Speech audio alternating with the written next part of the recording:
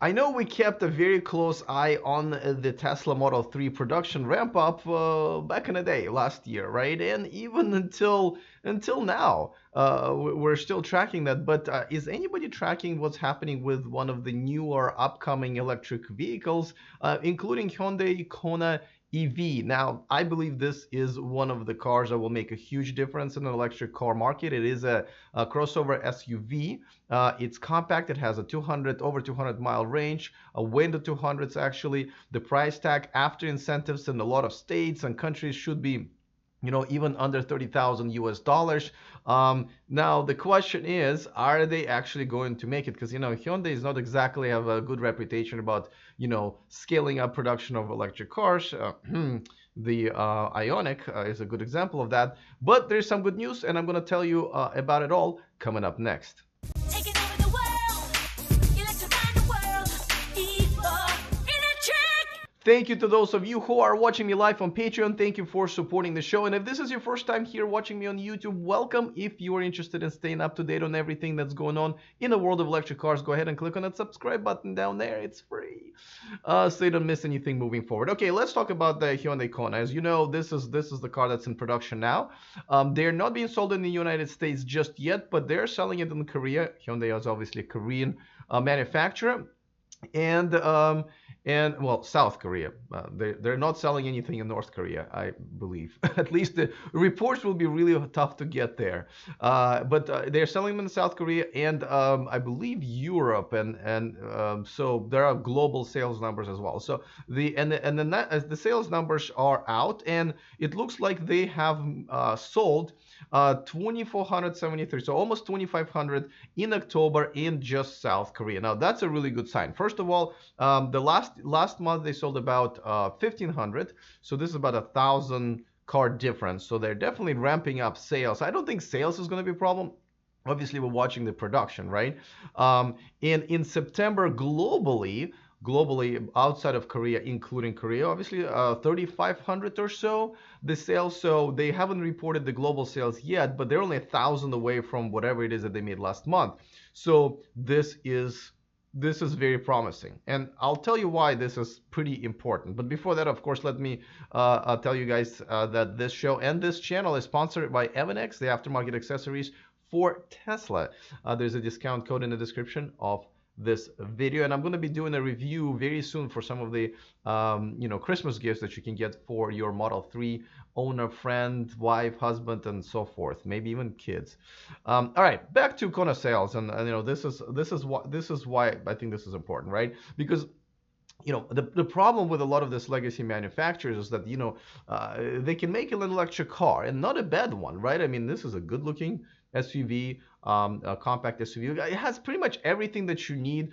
The price is competitive after incentives. I just everything is great.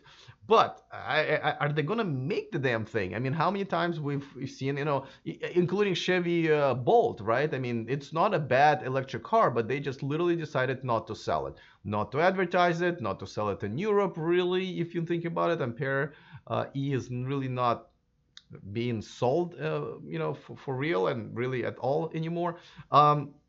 Hyundai is now one interested and behind its own electric car sales and future, and two, do they have enough manufacturing power to produce the battery? So I just did a quick segment on Kia Niro EV, or e-Niro as we're calling it now, because there was some concern about are they really going to be scaling the production? Are they the number of cars for sale that they're are reserving in some countries like Norway, for example, is indicating that they might not be. And don't forget, Hyundai and Kia are kind of sister cars, right? And sister companies, and the Kona EV and the e-Niro are kind of a sister cars, really.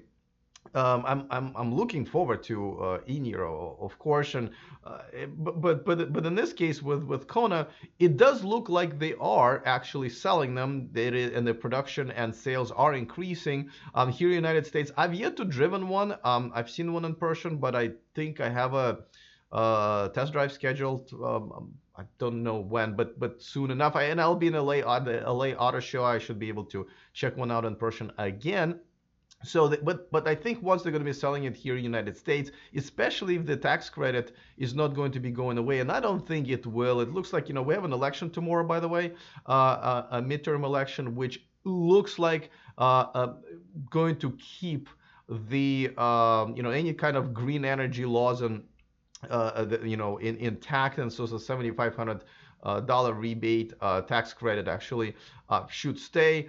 I'll definitely have a segment on that because our midterm election will affect electric car sales, and it looks like we should be fine. So good news for the Hyundai Kona EV. Let me know if you guys are interested in this car. I'm just wondering, kind of outside of the bubble. Does this look like a car that you think people who have never driven electric cars, or maybe have been thinking about a Tesla, driving a Tesla right now, that might be interested in? Tesla is not making Model Y and won't be making a Model Y for a while.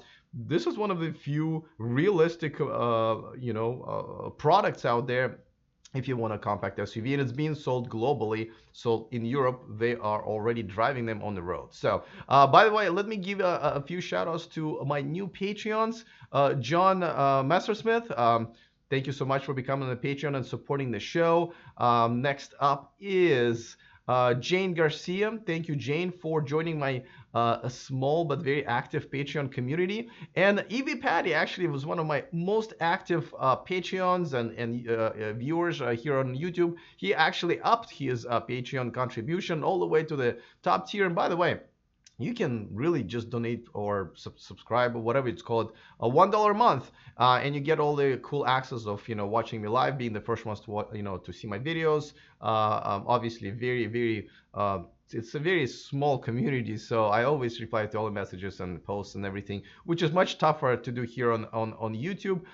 And I also do an extra mile segment for my Patreons. So thank you all of you for becoming Patreons and sometimes moving up in the levels of contribution.